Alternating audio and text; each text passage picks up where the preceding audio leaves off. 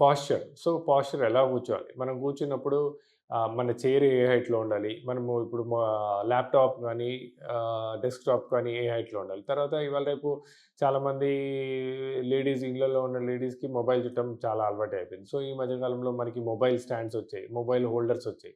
So, ప్రాపర్‌గా mobile holders, mobile stands use చేయడము. ఇంకోటి స్క్రీన్ టైమ్ వీలైనంత వరకు తక్కువ చేసుకోవడము. స్క్రీన్ టైమ్ అవాయిడ్ చేయడము.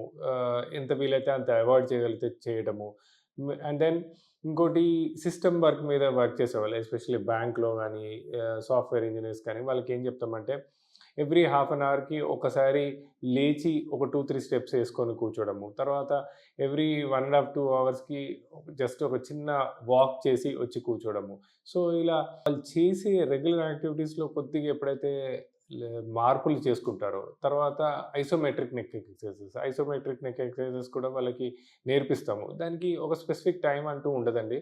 ఎప్పుడు కుదిరితే అప్పుడు. అంటే ఒకవేళ మార్నింగ్ కుదరకపోతే ఆఫ్టర్‌నూన్ లేకపోతే night time. But they have to do it. So, అట్లా వాళ్ళని మోటివేట్ చేసి, వాళ్ళ లైఫ్ స్టైల్ మోడిఫికేషన్స్ చేసుకొని, వాళ్ళ ఎర్గోనామిక్స్, పోస్చర్ మార్చి అండ్ దెన్ చిన్న చిన్న ఇంజెక్షన్ పద్ధతుల ద్వారా వాళ్ళకొక మంచి పరిష్కారం. ఎంతో కాలంగా సఫర్ అవుతున్న వాళ్ళకి ఒక లాంగ్ లాస్టింగ్ సొల్యూషన్ మా పెయిన్ మేనేజ్‌మెంట్ సెంటర్స్‌లో అవైలబుల్ ఉంటుంది.